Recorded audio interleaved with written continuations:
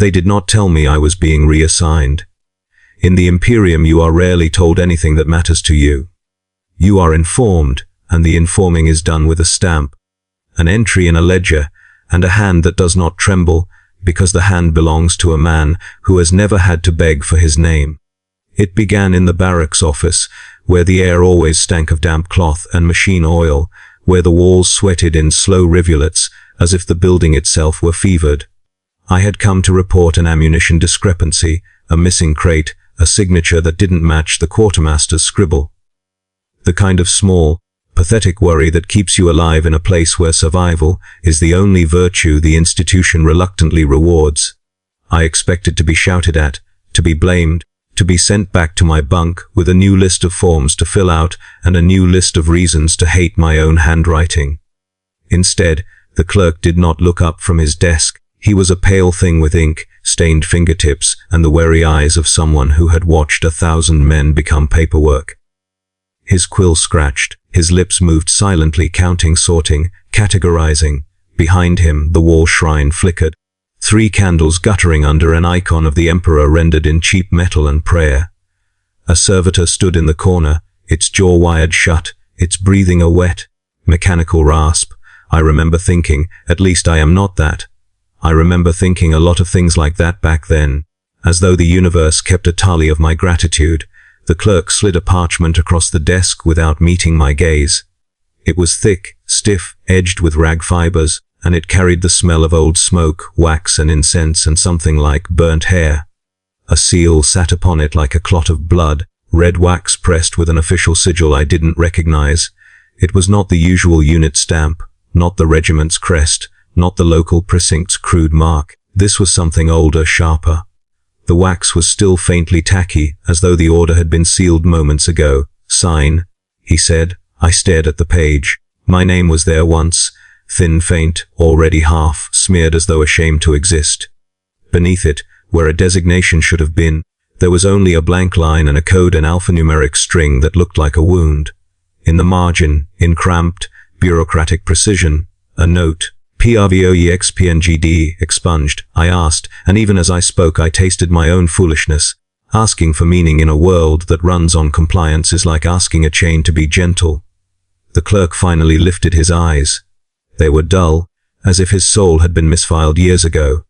"Your previous duties are expunged," he repeated, as though reading from a catechism. "Your service record will reflect reassignment by red seal. You will proceed immediately." "Where?" His quill scratched again.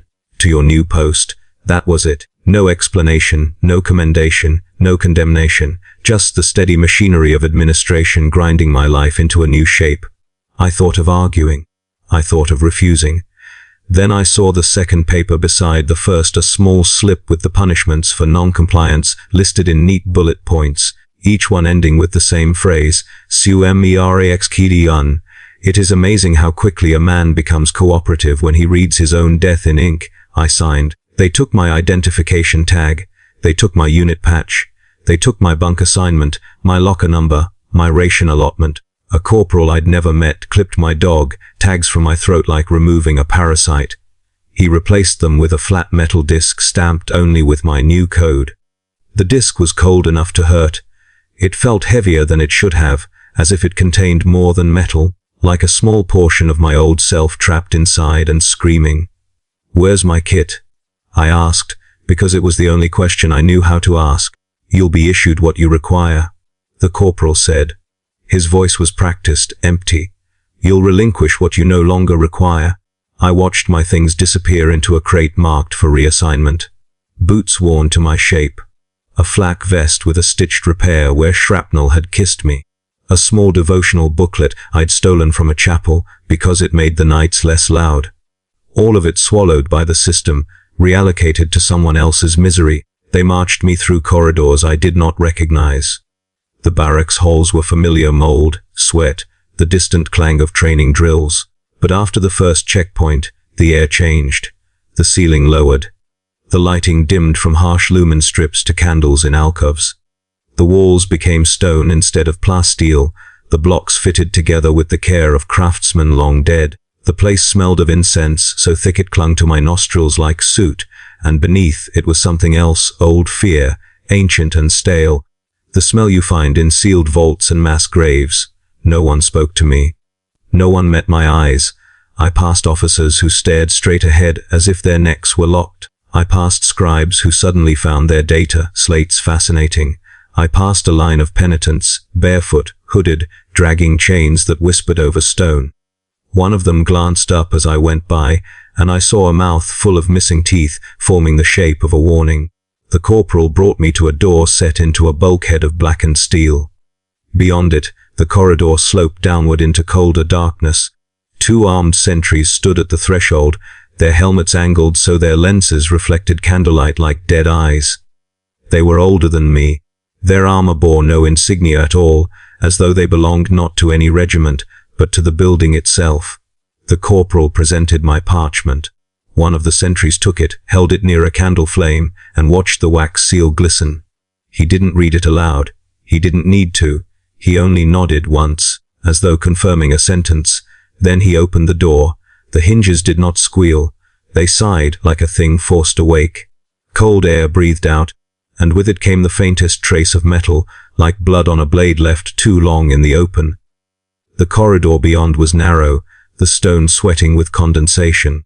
Lumen globes hung at intervals, each one caged in iron, their light weak and sickly. The corporal did not cross the threshold. He halted as if an invisible wall stood there. His face had gone paler. "You'll proceed to the end of this corridor," he said. "You'll report to the duty station. You'll receive your instructions. And if I have questions?" I asked, because some part of me still believed in conversation. He swallowed. "You won't." I walked alone.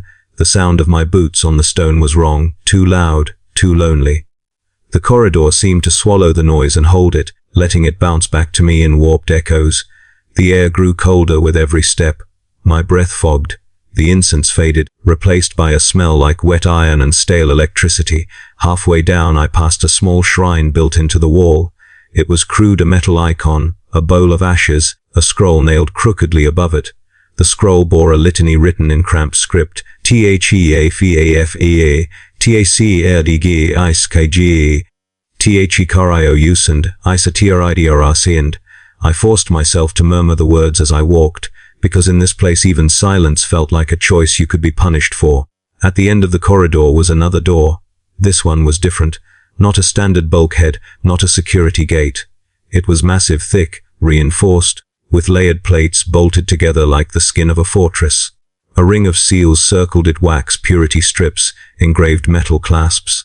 Warning sigils crawled across its surface, their edges worn smooth by time and touch, as if generations had pressed trembling fingers there, and then pulled back. A duty station sat opposite it, a small desk of battered metal, a chair with cracked padding, a rack for a rifle. Above the desk, a cogitator screen flickered with static and faint lines of text that repeated like prayer. A man stood by the desk, thin as a wire, his uniform immaculate in a way that suggested obsession rather than pride. His face was all angles and old scars, and his eyes were the color of ash. He looked at my neck disc, then at the parchment I carried, then at me. His gaze made me feel like an entry in a ledger, temporary, replaceable, already halfway erased. "You are the new watch," he said. "Yes," I replied, and I hated how small my voice sounded. He slid a small book toward me.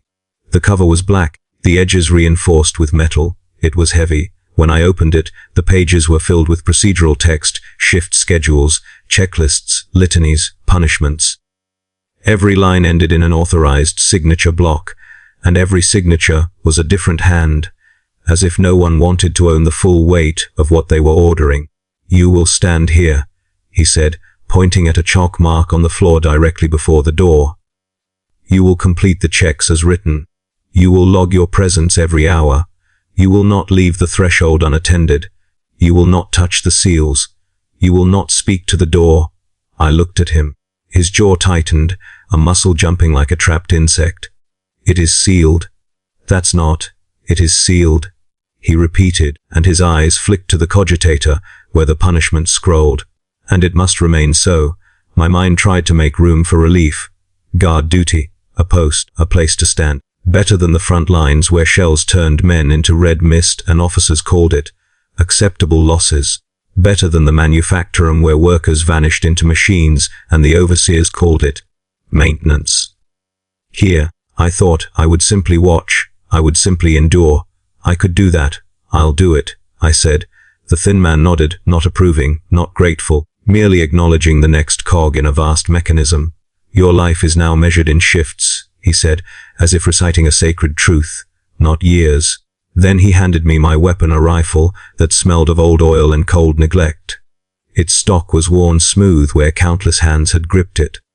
The metal was pitted. It felt like a relic and a punishment. He turned to leave. At the threshold of the corridor, he paused. For the first time, he looked directly at me without the mask of procedure. "Do not listen," he said quietly. Before I could ask what he meant, he was gone, and so I took my place at the chalk mark. The door loomed before me, silent, unmoving. The seals hung like funeral ribbons. The air around it was cold enough to sting my cheeks. Behind me, the duty station's cogitator clicked and hissed, printing out a thin strip of paper that curled like a dead tongue. I stood there and listened to the building breathe, pipes groaning, distant machinery thudding, the faint crackle of candles. I waited for something to happen, because my whole life had been a chain of orders and consequences, and it felt wrong for anything to be simply still. Nothing happened, yet the silence behind the door was not the silence of emptiness. It was a silence held tight, like a mouth clamped shut over a scream. It pressed against my thoughts with patient weight, as if something on the other side knew exactly where I stood and was waiting for me to become tired enough to make a mistake. That was my first shift. That was when I began to understand that safety in the Imperium is not the absence of danger. It is the presence of a duty so absolute it becomes a cage. I learned the door in increments, the way you learn a wound by living with it. First the ache, then the shape, then the terrible intimacy of its habits. On the first day I called it a door, because my mind required a familiar word, something to place it among other objects. The Imperium built gates, bulkheads, chapel hatches, cell bars. By the third day the word felt false. A door implies passage. This thing implied denial. It was not made to be opened. It was made to end questions. It filled the wall like an accusation. Reinforced adamantium plates overlapped in a pattern that reminded me of scales, each one riveted with bolts the size of my fist.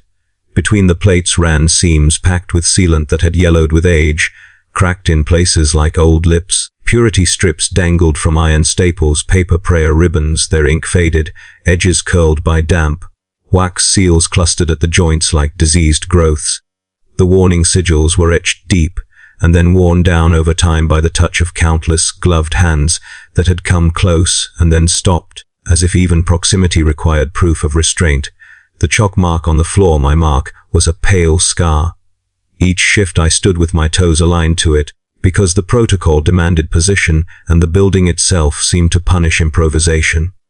When I moved even slightly, when my heel drifted beyond the line or my shoulder leaned back, something in the air tightened. It was not rational, it was not measurable, yet it was as real to my nerves as a drawn blade. The air around the door was different. The corridor behind me was merely cold, a clammy chill that sank through cloth and into bone. But within 2 paces of the threshold the cold sharpened, becoming clean and metallic, like breathing through a mouthful of coins. It coated my tongue. It made my teeth ache. When I exhaled, my breath fogged and then vanished too quickly, as if the air swallowed warmth out of spite. I began to swallow more often. My mouth was always dry. The smell of incense that filled the upper corridors never reached this place. What remained was the faint scent of oxidized iron and old electricity, like a machine that had burned out centuries ago but still remembered heat. Sometimes, if I leaned close enough to the seals, close enough that my lashes iced with condensation, I caught another odor beneath it. Saw, organic, like damp parchment left to rot in a sealed vault. I did not lean close again. The duty station opposite the door had its own language of decay. The cogitator screen flickered with lines of text that repeated hourly, "Puri tchaues, dvnsts on." Each time I entered my code, the keys stuck slightly, as if resisting being used. The machine spat out thin paper receipts that curled and yellowed, piling in a tray that no one emptied. The chair's padding split, exposing stuffing like moldy entrails. A lumen globe above the desk buzzed with insect anger, and every hour, as required, I recorded my presence in the logbook, thick pages, ruled lines, spaces for signatures I would never see. I wrote my code, the time, the state of the seals, the ambient temperature reading from an old gauge that shuddered like a dying heart. The bureaucratic ritual steadied me at first. It gave my hands something to do besides shake. My first supervisor visit came on the second shift of the second day. I heard him before I saw him, the steady tread of boots, the soft clink of rosary beads striking armor. The air seemed to stiffen as he approached, as if the corridor itself recognized rank. He was a senior officer of some kind, though his uniform bore no unit insignia. Instead, he wore a broad sash of black cloth and a collar of metal plates engraved with tiny prayers. A silver aquila rested at his throat. His face was smooth with age and harshness, the skin tight over bones that seemed carved rather than grown. He carried a data slate in one hand and a baton in the other, ceremonial perhaps, but heavy enough to crack a skull. He did not greet me. He did not ask my name. He looked at the door as one might look at a grave one intends to keep filled. "Recite," he said. I blinked. "Sir, the litany of closed ways." My throat tightened. I had read it in the protocol book, the words arranged like a scaffold Z, to be spoken at the beginning and end of every watch, and in the event of auditory anomaly. I had murmured it under my breath when I first arrived, embarrassed by how superstitious it felt. Now, under his gaze, it felt like a test that could end my life. I snapped my heels together. I faced the door. I spoke. By his will, the threshold remains. By his gaze, the seal endures. By his light, what is shut stays shut. The closed way is the safe way. The sealed thing is the pure thing. The curious hand is a traitor's hand. My voice echoed thinly down the corridor. The door did not respond. The seals did not flutter. Yet I felt something in the air shift, as if the words had been consumed. The officer tapped his data slate. "Protocol," he said as if it were an oath. "Procedure is faith. Faith is survival." "Yes, sir," I said. He stepped closer to me, too close. The cold around the door seemed to cling to him, frosting the edges of his collar. He leaned in, and I smelled his breath, bitter recaf, old incense, a faint chemical tang like antiseptic used too often. "You will not deviate," he said. His voice was quiet, and that quietness carried more threat than shouting ever could. "You will not question. You will not improvise mercy. You will not allow fatigue to become excuse. If the door opens, your guilt will be recorded as total." I swallowed. If the door, he lifted the baton slightly, and my words died. The baton was engraved with names, I realized then, tiny letters running down its length, names or codes. A litany of the punished. "If you die here," he continued, "your death will be logged as compliant if your final entry is correct. If you fail, you will be logged as traitor." The difference is not spiritual, it is administrative. Administrative. That word struck me like a slap. In this place, the soul did not matter. Only the record did. Heaven was a file cabinet, and hell was misfiling. The officer stepped away. He looked to the cogitator. "Report any anomalies," he said. "Do not attempt to interpret them. Interpretation is for authorized minds." He turned to leave, then paused. "He will be watched," he added. I glanced instinctively at the ceiling, searching for cameras, lenses, servo skulls. There were none. The stone arches were bare except for mildew and grime. "Be whom?" I asked before I could stop myself. He faced me. For the first time, a faint expression crossed his features, not amusement, not pity, but something like contempt for my innocence. "Be what is necessary," he said, and then he was gone. After that, the sensation of being watched became constant. At first I told myself it was paranoia bred by isolation.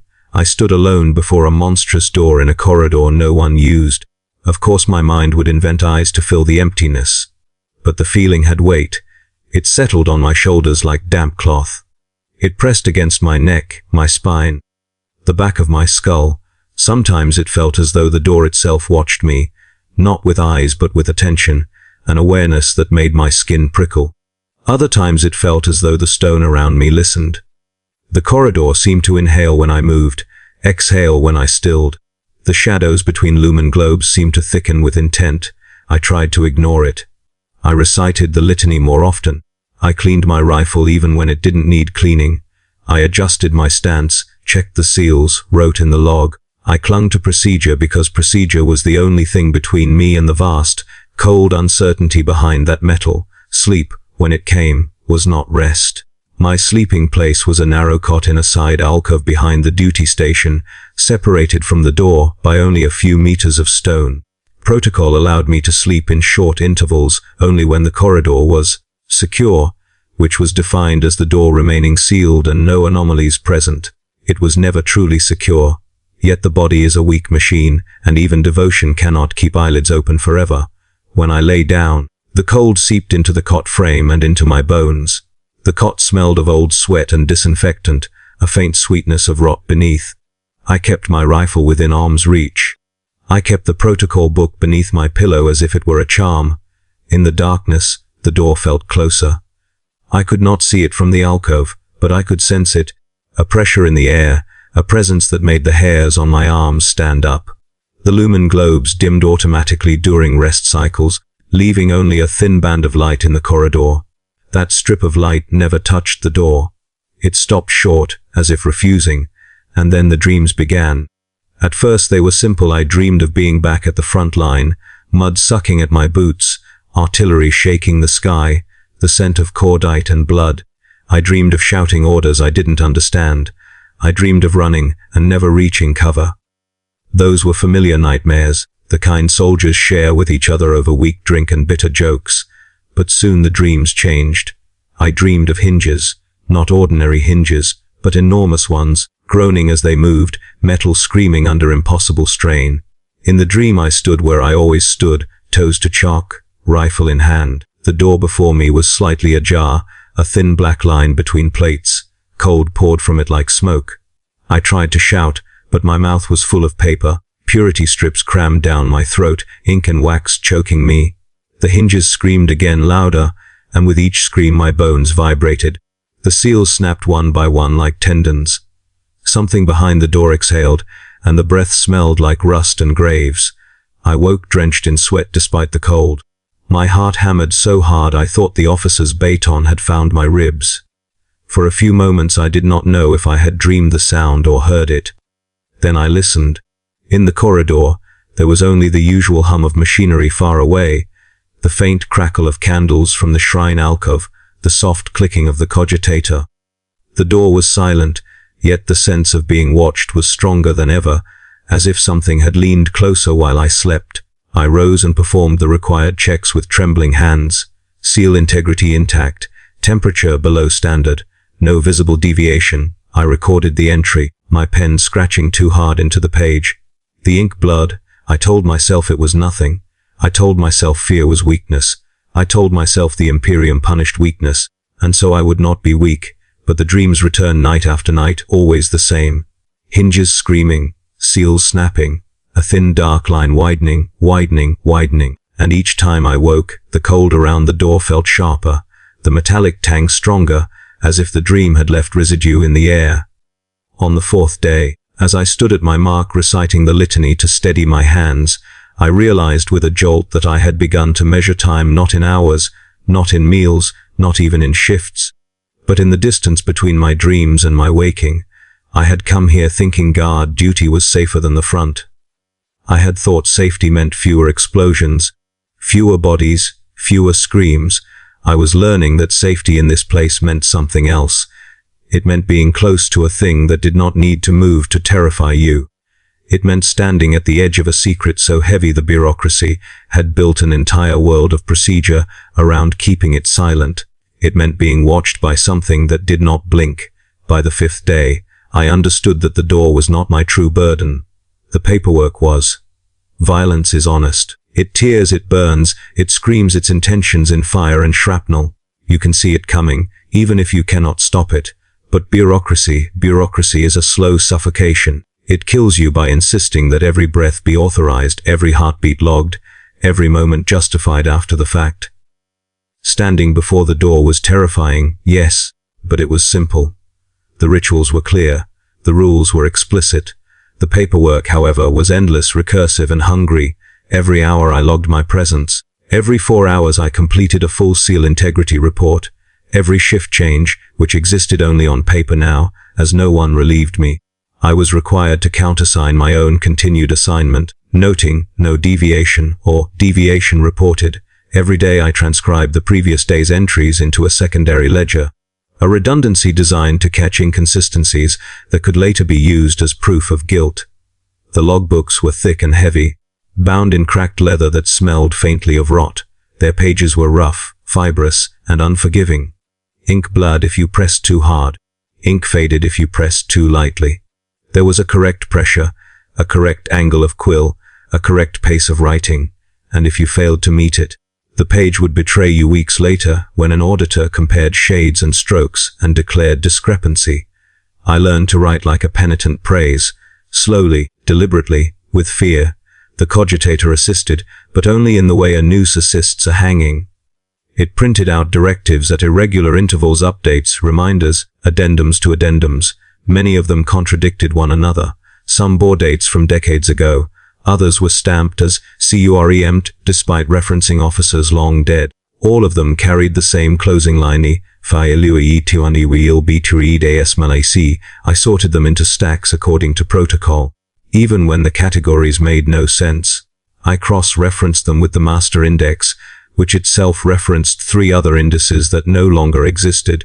When I found gaps, I recorded the absence. When I found duplications, I recorded the duplication. The system did not want solutions, it wanted evidence of obedience. It was in the old records that I first noticed the names. They were not supposed to be there. The current protocol specified that all personal identifiers beyond service code were to be redacted to prevent empathic contamination. Yet the older logs, those bound in darker leather, their pages yellowed and brittle, still bore names, scratched out so violently that the paper was thin as skin. I did not mean to read them. Truly I did not. But the eye is drawn to damage. A page with violence done to it demands attention. The first name I saw was only half legible. The ink had been gouged and smeared, but I could still make out a few letters. A man, I thought. A guardsman, perhaps. Someone who had stood where I stood. Beside the name was a date, then another date the same, and another, repeated over and over down the page, as if time itself had stalled. I checked the index. That date did not exist in the current calendar. It had been removed during a chronal revision, one of those bureaucratic corrections made when the Imperium decided that certain periods were better left undefined.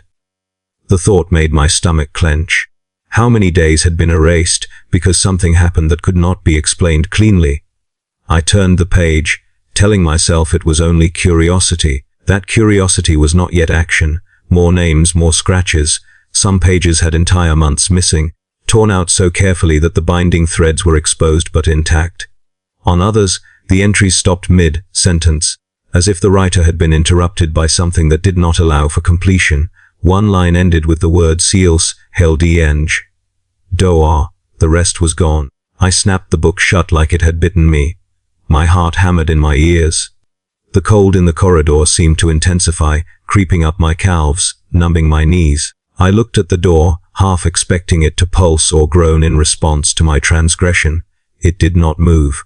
But the sense of being watched sharpened, focusing, like a lens turning. Protocol dictated that discrepancies in historical records be reported. I knew this. The book told me so in plain text. To ignore the irregularities would itself be a violation. Yet to report them felt like placing my head in a noose I had just finished tying. I carried the old ledger with me to the upper levels during my next authorized supply interval, a narrow window when I was permitted to leave the threshold for precisely 12 minutes to retrieve rations and return. I moved quickly, my boots echoing too loudly in the stone corridors, my grip tight on the book as though it might try to escape. The records office was a low, ceilinged room filled with the smell of dust and ink and despair. Shelves rose to the ceiling, packed with scrolls, books, and data, slates in various states of decay. Servo skulls drifted lazily between easels, their lenses clicking as they scanned for unauthorized movement. The clerk there was not the same one who had processed my reassignment, but he had the same look, ink-stained fingers, hollow eyes, a posture permanently bent toward a desk that would outlive him. He did not look up when I approached. I need to report a discrepancy. I said. My voice sounding too loud in the hush, he paused his writing. Slowly, he lifted his head. His gaze flicked to my neck disc, then to the ledger in my hands. Code, he asked. I gave it. He entered it into his cogitator. The machine whined softly, gears clicking, as if reluctant. The clerk's expression changed, not dramatically but enough. His jaw tightened. A vein in his temple pulsed. State the discrepancy, he said. I placed the ledger on the desk and opened it to the page I had seen. My finger hovered over the scratched-out name. There are redactions that don't align with current protocol, I said carefully. Missing dates, removed entries, names that were not fully expunged. The clerk leaned closer. His breath smelled of stale recaf and dust. He studied the page for a long moment, then straightened. These records are correct, he said, with respect. I replied, because the word was required. They contradict the master index. The clerk's fingers tightened on the edge of the desk. He reached out, closed the ledger, and slid it back toward me with a sharp motion. Correction has been noted, he said. Noted where? I asked. He met my eyes then, and for the first time I saw something like fear flicker there. Not for himself, but for me. In your file, he said. I felt cold spread through my chest. I didn't authorize. He tapped his cogitator. Authorization implied by inquiry. That was the rule, of course. To ask was to consent. To notice was to participate. I only wanted to ensure compliance, I said weakly. And you have, he replied. He reached for a stamp, a small metal thing worn smooth by years of use. He pressed it onto a scrap of parchment with a dull thud. Red ink bloomed DSCYACKULADGD. Then he added another stamp beneath it, smaller, almost delicate. Spajacitiawari. He slid the parchment toward me. Return to post, he said. Immediately. I did not argue. I took the ledger. I took the stamp notice. I walked back to the threshold with my heart pounding and my thoughts spiraling. When I reached the door, something was different, not visibly. The seals were intact. The plates were still. But the air felt thicker, charged, as though a storm were gathering in a place where storms should not exist. The metallic tang was stronger, sharp enough to sting my sinuses. The temperature gauge on the desk jittered, its needle trembling. I logged my return. I placed the stamped notice in the appropriate file. I stood at my mark and tried to steady my breathing. That was when the door pulsed. It was subtle, so subtle I might have missed it if I had blinked. A faint shudder passed through the plates, like a muscle twitch beneath skin. The seals fluttered, just slightly, as though stirred by a breath from the other side. I froze. The cogitator chimed. A new line of text appeared on the screen. Animamel non visual, ATO and LAV. My mouth went dry. I forced myself to record the event exactly as instructed, my hand shaking so badly the letters wavered.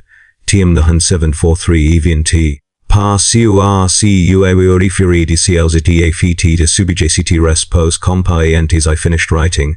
A sound reached me, not a whisper, not yet. More like a pressure, a sensation of something pressing against the inside of my skull, testing the boundaries. For a moment, an image formed unbidden in my mind. A ledger like mine, but infinite, its pages filled with names scratched out, dates repeated, whole histories erased to maintain the illusion of control. Then the sensation faded. The door was still. I stood there for a long time, staring at my own handwriting, at the evidence of my awareness now permanently recorded. I understood then that the system did not punish curiosity immediately. It marked it.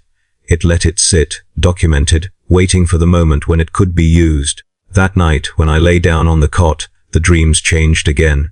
There were no hinges this time. There was only paper, endless paper, wrapping around me, binding my limbs, sealing my mouth, and somewhere beyond it all, I felt the door respond, as if it had learned my name, even though the records insisted I did not have one. The first sound was so small I nearly dismissed it as imagination. A vibration, barely more than a tremor, traveled up through the soles of my boots and into my legs. It was not the heavy thrum of distant machinery or the rhythmic pulse of generators cycling through their rituals. This was irregular, arrhythmic, like a finger tapping once against the inside of a wall and then stopping to listen. I froze at my mark, breath held, heart hammering loud enough that I was sure it would register as an anomaly. The corridor was otherwise unchanged.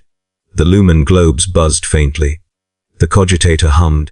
The candles in the shrine alcove flickered, their flames bending inward toward the door, as if drawn by a draft that did not exist. I waited. Nothing followed. I told myself it was nothing. Stone settles, metal contracts, buildings of this age groan and shift like old men in their sleep. The Imperium is built atop itself layer upon layer, a corpse city whose bones are always moving beneath the skin. To assign meaning to every sound is to invite madness. Still, my hands trembled as I recited the litany of closed ways, slower than usual, each word dragged out like a nail pulled from flesh. By his will. The threshold remains. The vibration came again, stronger this time, a low hum that I felt more than heard. It resonated in my chest, in my teeth. Dust drifted down from the archway above the door, sparkling briefly in the lumen light before settling on the seals. I finished the litany with a whisper. Protocol demanded I log auditory anomalies immediately. My fingers hovered over the keys of the cogitator, reluctant. To record was to make it real. To make it real was to invite scrutiny. Yet failure to record was itself a violation, and violations never went unnoticed for long. I logged it. TMEO312 EVNT. Verbicu DTETEDE ratio ND CQNDs saucy unif EMED CAT. As the printer spat out the confirmation strip, the vibration ceased. The silence that followed felt heavier than sound, pressing against my ears until they rang. That was the first night. By the third, the sounds had learned patience. They did not come every hour.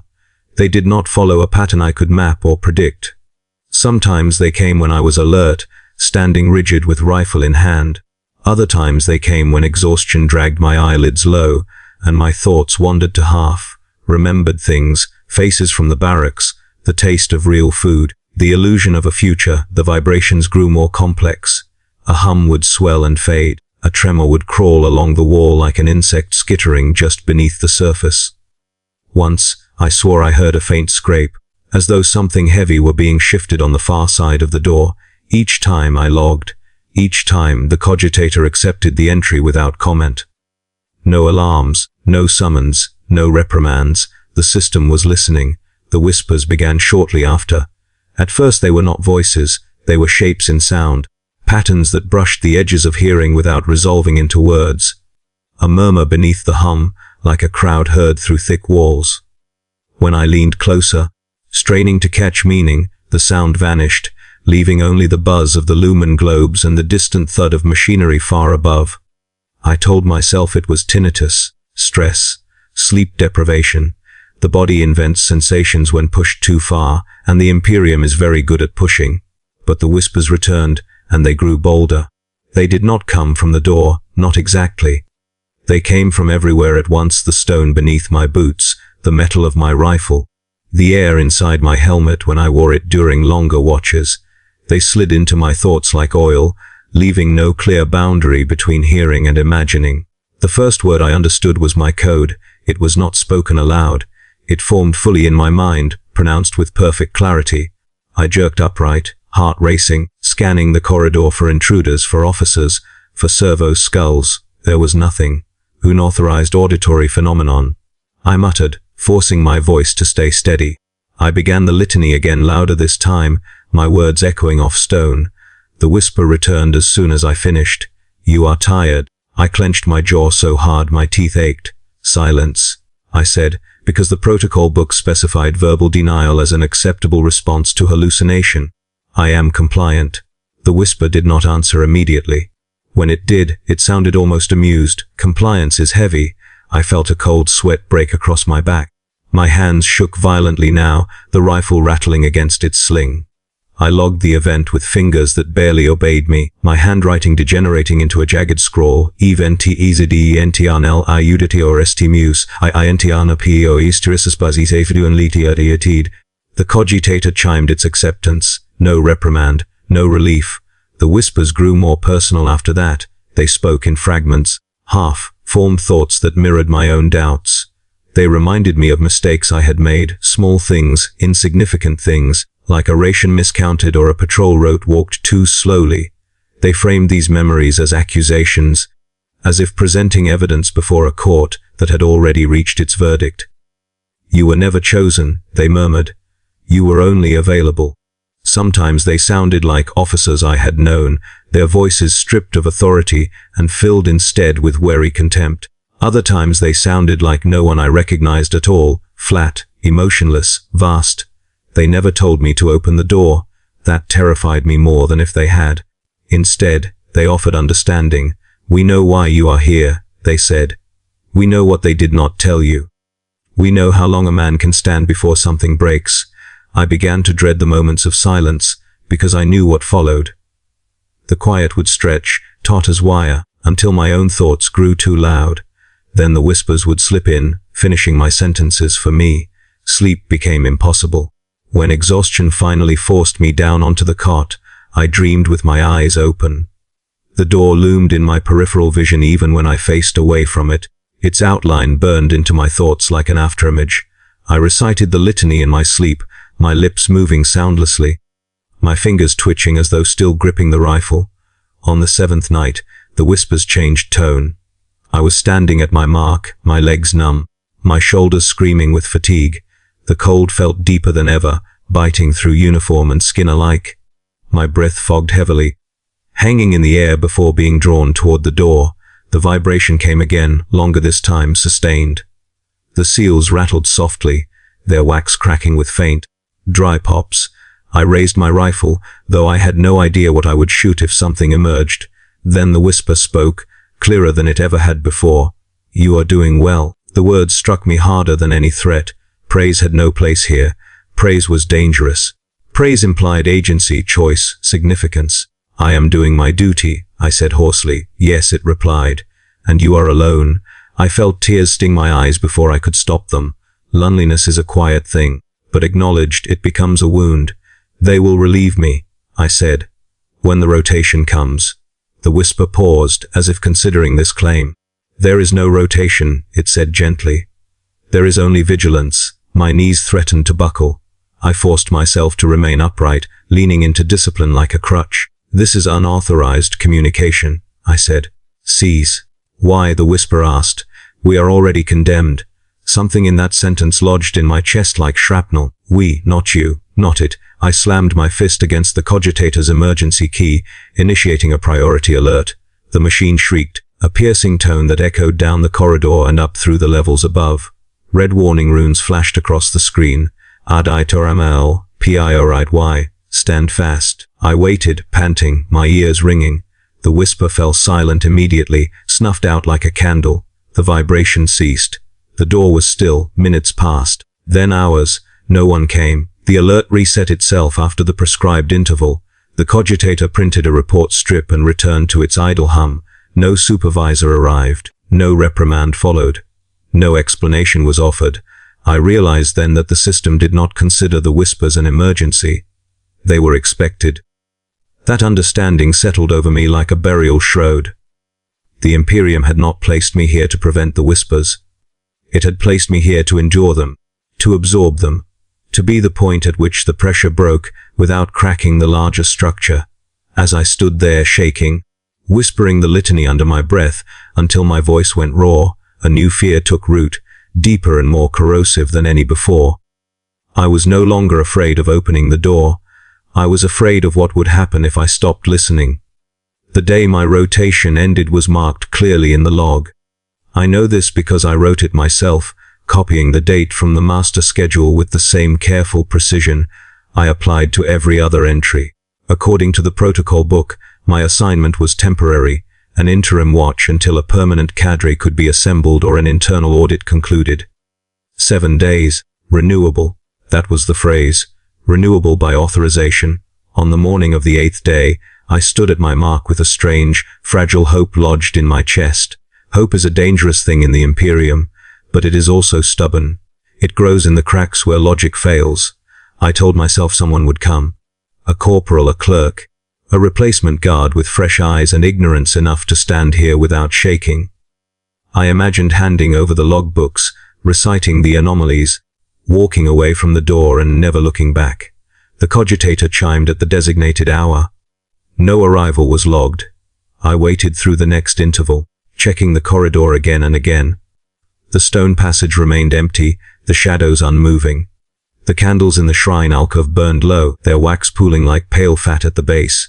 I logged the absence as instructed.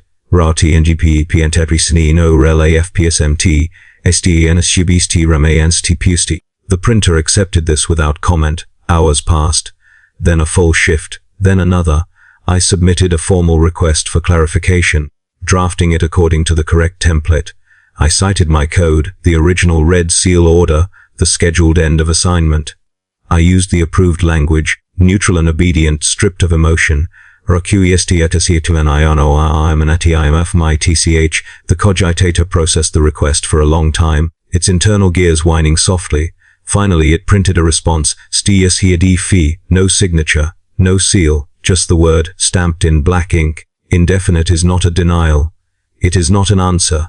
It is a suspension of meaning, a bureaucratic void into which a life can be quietly dropped. My hands trembled as I filed the response in the appropriate folder, my heart sinking with the weight of it. They were not coming. The realization crept over me slowly, like frost spreading across a window pane. At first I resisted it, clinging to procedure, as though it might summon someone by its sheer correctness. I submitted another request. Then another. Each came back unopened, the envelopes returned with their seals intact, stamped with the same word, IND. Ration deliveries began to fail soon after. The first missed delivery I recorded as a logistical error. Supply chains falter all the time in the Imperium. Entire regiments starve while paperwork waits for a stamp. I rationed what I had, stretching the nutrient bars, watering down the recaf until it tasted like rusted water. The second missed delivery I logged as a concern. The third I logged as a deviation. By the fourth, hunger had become a constant ache, a gnawing presence that distracted me even from the whispers. My stomach cramped painfully. My hands shook more than ever, my grip on the rifle weakening. The cold seemed worse when I was hungry, biting deeper, stealing heat my body could no longer spare. I filed a supply emergency notice, citing health degradation and risk to duty performance. The cogitator responded promptly. Notice receipt, PRIOITA SICO DRITBHENTGRY. Watch integrity. Not my integrity. The doors. I laughed then, a harsh, broken sound that echoed down the corridor and made the candles flicker. The whisper answered my laughter with a soft murmur of approval. You see now, it said. You were never meant to leave. I did not respond. I no longer had the strength to argue. The door had changed. I noticed it first through touch rather than sight. When I stood at my mark, the cold that radiated from the threshold was no longer uniform. There were pockets of warmth now, subtle but unmistakable, like breath against skin. When I leaned forward slightly, careful not to cross the chalk line, I felt a faint heat on my face, as though standing near a banked fire. The seals cracked more often, small fissures spidering through the wax. Some of the purity strips curled inward, their edges blackening as if scorched. I logged each change meticulously, my handwriting deteriorating as fatigue and hunger took their toll. Obion any iteri en siri 8 ec cell jntc 7 aceto and zd. The whispers grew stronger in response, no longer content with fragments and half phrases. They spoke in full sentences now, their cadence slow and deliberate, like a teacher instructing a slow student. They have forgotten you, they said, not by accident, by design. I pressed my back against the stone wall, sliding down until I sat on the cold floor, my legs drawn to my chest. This was technically a violation, abandoning the mark, but my legs refused to hold me any longer. I logged the deviation with shaking hands, noting, temporary posture adjustment due to physical failure. The cogitator accepted it. I closed my eyes for just a moment, and images flooded my mind unbidden, not dreams, memories that were not mine. A line of guards standing where I stood, each one thinner, more hollow-eyed than the last. Hands passing logbooks forward. Names scratched out, chalk marks redrawn over old chalk, over old blood. We all sit eventually, the whisper said, almost kindly. The door does not mind. When I opened my eyes, the door loomed closer than before. I had not moved, yet the distance felt shortened, as though the space itself were compressing. The metallic tang in the air was overwhelming now, coating my tongue until I gagged. Beneath it was that other smell again, organic, damp, unmistakably alive. I forced myself back to my feet, using the rifle as a crutch. Pain lanced through my legs, my back, my shoulders. My uniform hung loose on my frame, the fabric stiff with sweat and grime. My armor chafed against skin that had begun to break down. Sores forming where straps rubbed too long without relief. I amputated my first finger on the 9th day. It had gone black and swollen from an untreated infection. The nail splitting, pus seeping from beneath. The pain was constant, a throbbing agony that made it impossible to hold the rifle steady. Protocol allowed for field medical intervention. If it did not require abandoning the post, I braced the finger against the edge of the desk, bit down on a strip of cloth, and used my field blade. The blade was not sharp enough. I had to saw. I did not scream. I do not know if that was discipline or shock. I cauterized the stump with a heating coil from the cogitator, the smell of burned flesh filling the corridor. The whisper inhaled deeply, savoring it. "You sacrifice well," it said. I recorded the amputation as a medical adjustment and resumed my watch. By the time I realized no one would ever come to relieve me, I was already too weak to leave, even if escape were possible. The corridor behind me felt unreal, like a painting of a place I no longer belonged to. The door before me felt solid, undeniable, a presence that anchored me in a way the Imperium never had. I understood then that abandonment was not neglect, it was policy. I was not forgotten.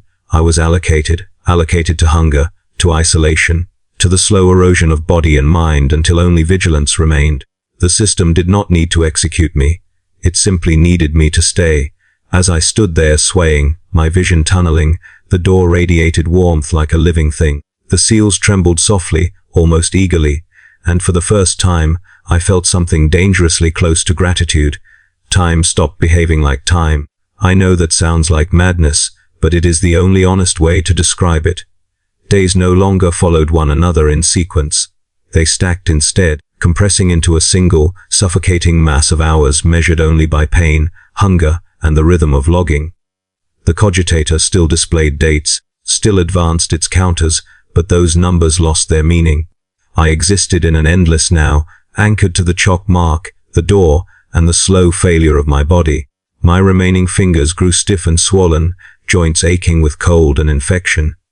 I wrapped them in strips torn from my uniform, whispering apologies to the Emperor as I did so, not for the blasphemy of damaging regulation cloth, but for the weakness that made it necessary. Each movement sent sparks of pain through my arms.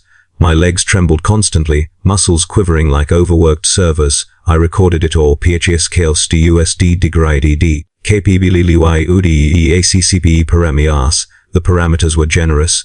The Imperium understands attrition. It plans for it. The whispers became my constant companions. They no longer startled me when they spoke.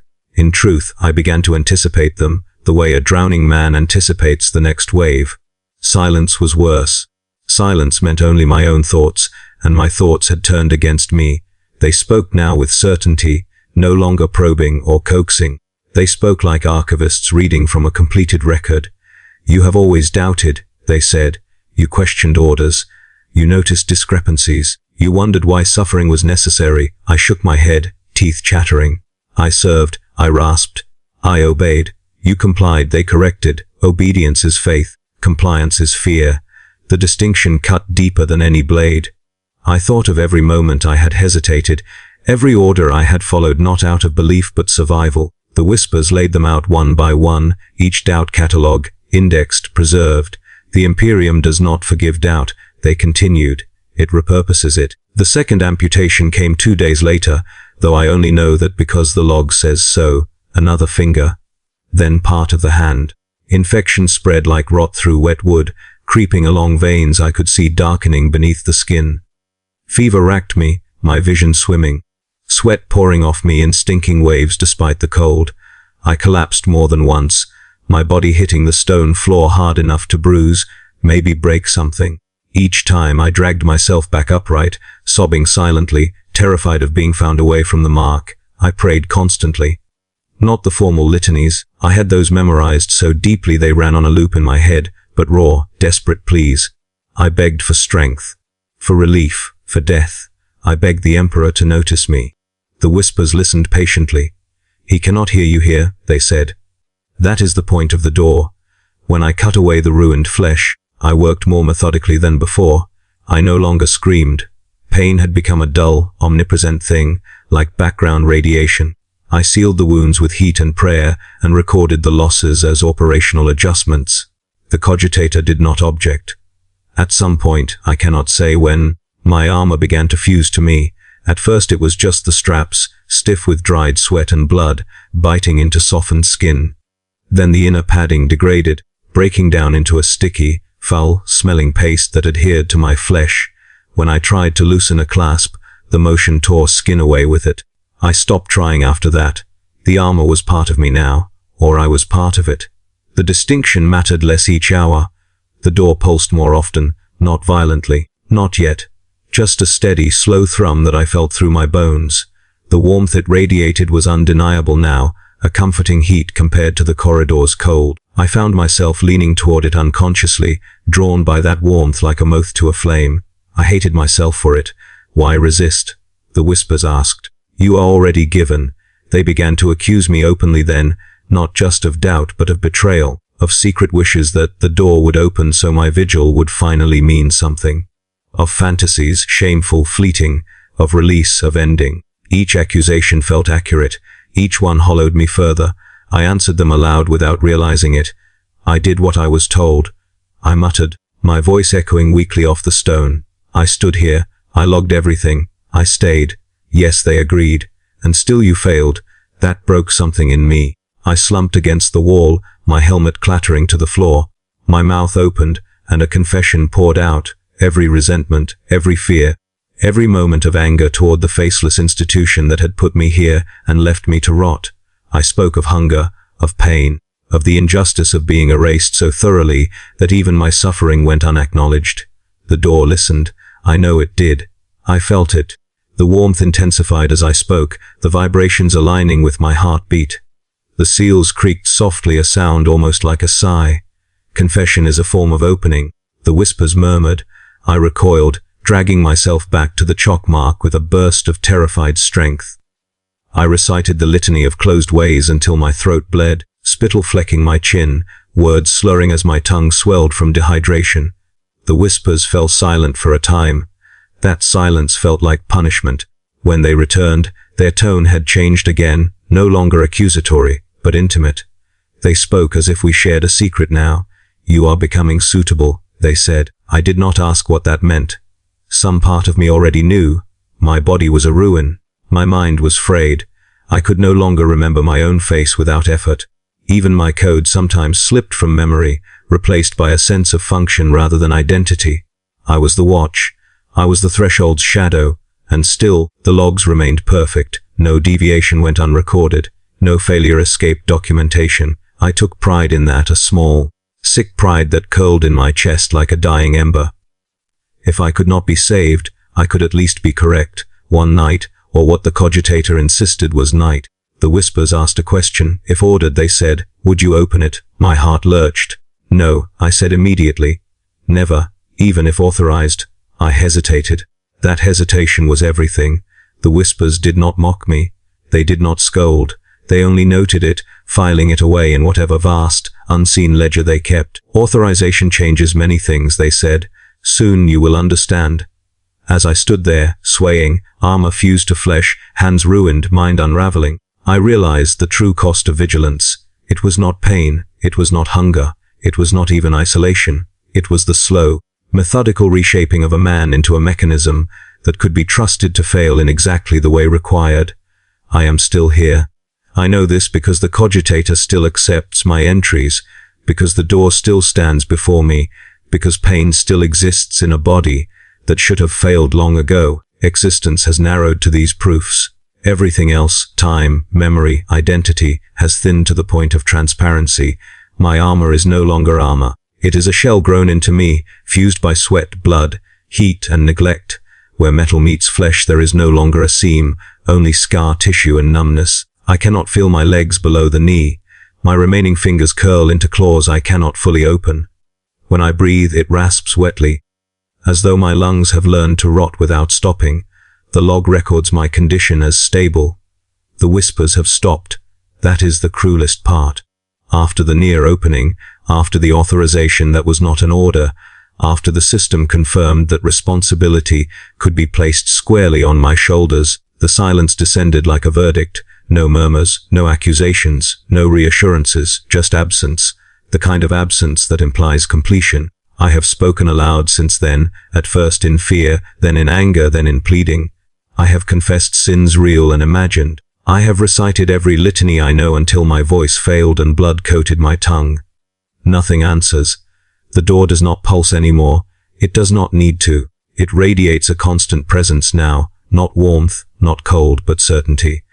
A gravity that bends my thoughts toward it even when I try to look away. The seals remain broken, hanging loose, their purpose fulfilled. No one has come to replace them. No order has been issued. No correction filed. The door is closed, and it is satisfied. The cogitator continues its cycle. Every hour it demands proof of life, proof of vigilance. I comply. I always comply. My handwriting is no longer legible, but the machine accepts it anyway. Perhaps it no longer reads the content. Perhaps it only counts the act. PRCNC-FRMED. Warhammer I have tried to remember my name. Not my code that remains burned into habit, but the sound I once answered to.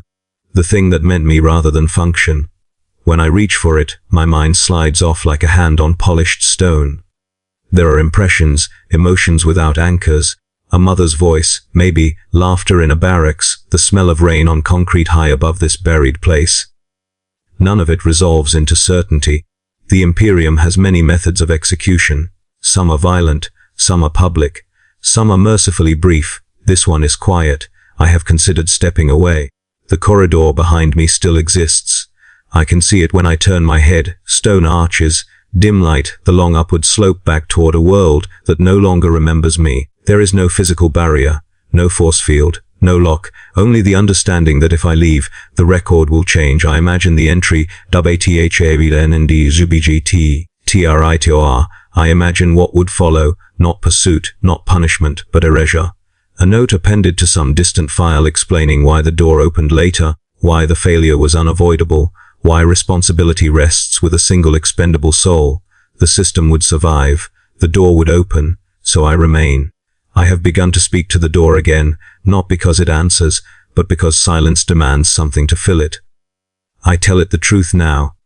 There is no reason to lie. I am tired, I whisper. I am afraid. I do not understand why this exists.